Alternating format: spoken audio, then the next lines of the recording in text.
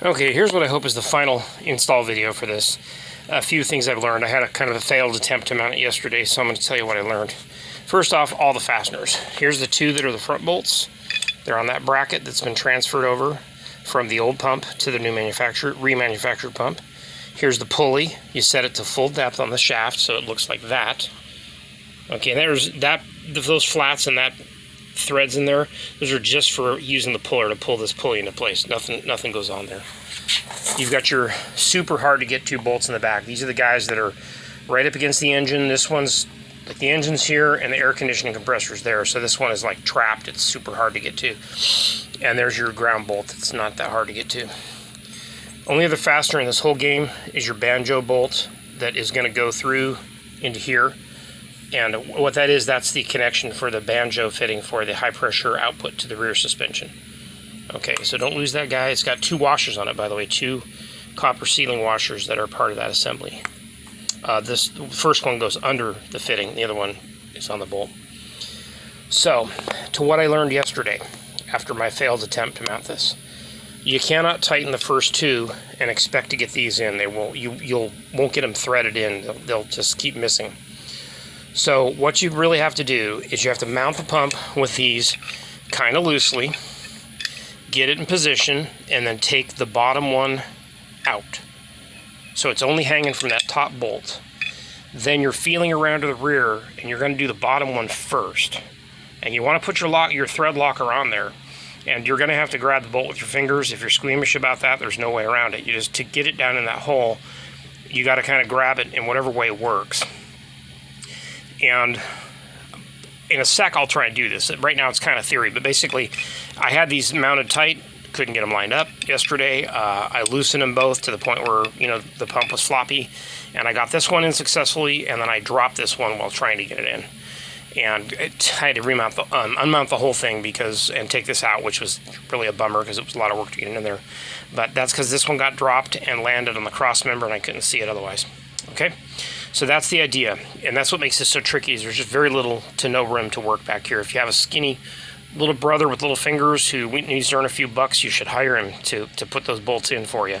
And do remember, I'm not going to put thread locker on these at first because those are easy to take in and out. It's these two in the back that you really got to work hard to get in properly.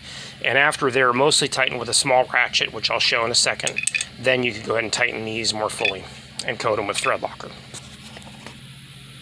Okay, so here's the tools that are absolutely required for this job. The fasteners are an E14 head.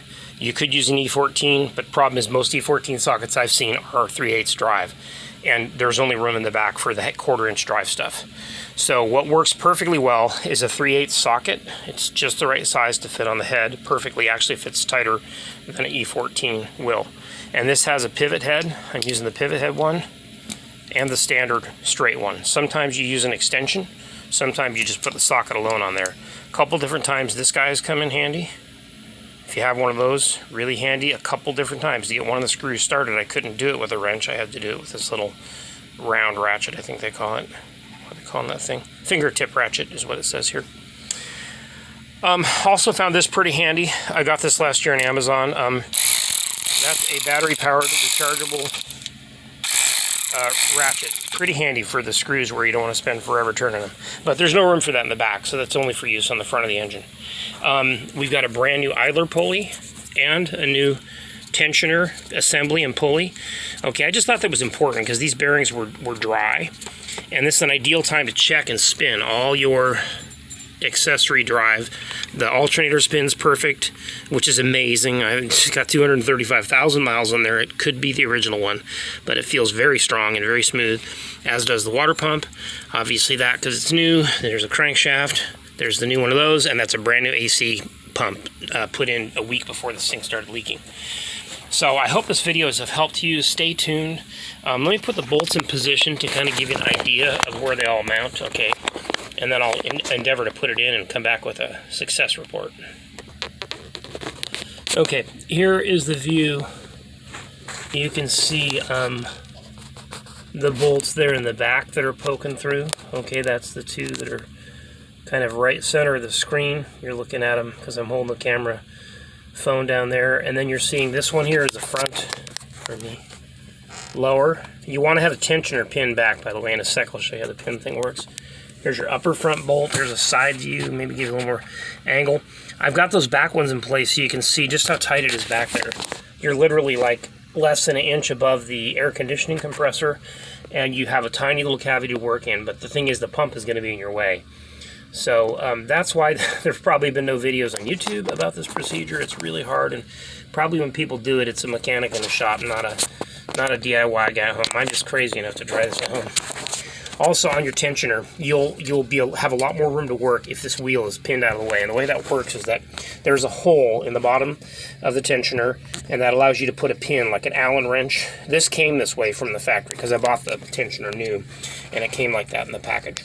So that allows you literally to take out the bolt and to not have the tensioner in your way. As soon as I'm ready to remount the belt after the pump is in, pray God, I will put a 17 millimeter. You can see the protrusion there. You see it right there? Yeah, that's a 17 millimeter knob that's mounted on the bottom of the tensioner body to help you move it sideways. You push that towards the passenger side with a 17 millimeter and a long ratchet handle or torque wrench or something, and then the pin can come out of there and the tension will go back into place. All right, so pray for me. I'm gonna get this thing mounted. Lord willing, second attempt. I don't give up easily.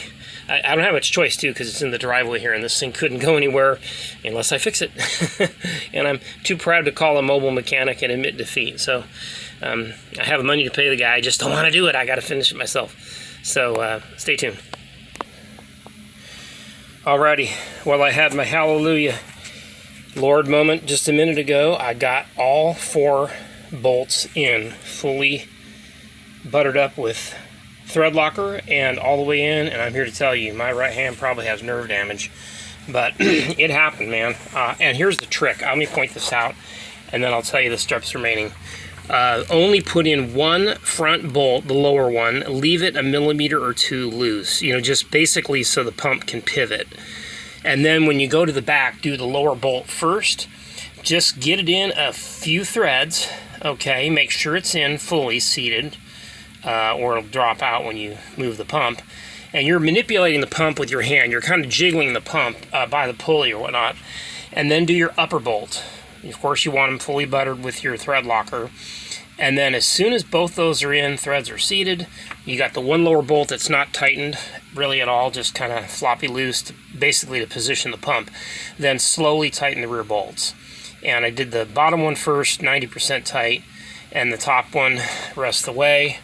And bingo. Then you're going to pull the bottom bolt, butter it, put it back in, along with the top one, tighten them. I'm not taking torque readings here. I can just tell I'm putting in a good amount of torque. They're kind of limited. The flange bolt will only take so much anyways. Pray God we have no leaks here.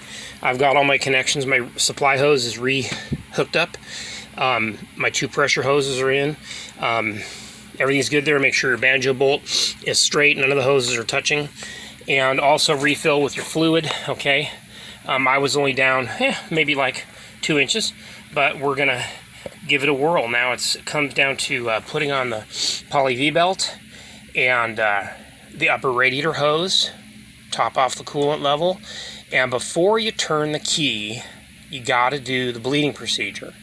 And the bleeding procedure is basically engine off. Do not start the engine. You want to leave your reservoir cap loose.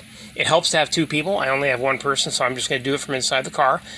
Go back in the car, unlock the steering without starting the engine, and go back and forth, left to right, about 20 to 30 times. And what that'll do is that'll work the fluid in throughout the system. And some people make a mistake of starting the engine, and that can actually ruin your pump. What it'll do is it'll introduce air that's extremely hard to get out. So you do a manual bleeding procedure with the engine off. And then once you've gone back and forth 30 times, take careful note of your fluid level. It should have dropped a little bit. Like I'm going to look at that real precisely and say, all right, where's it at? And did it lower? Should lower a bit after you do the back and forth in the steering. And then from there, add more fluid and start the engine and pray for no leaks. And on the rear suspension, typically they say literally have a bunch of fat or big people, all your buddies get in the back. That'd be for me probably tomorrow when I'm at church, or with friends if I want to drive over to their house or something. But the rear may or may not need bleeding bad. It all kind of depends on how much air went in my lines. But I will start it up and let you know how it's looking at the final end of this video, which is another minute or two.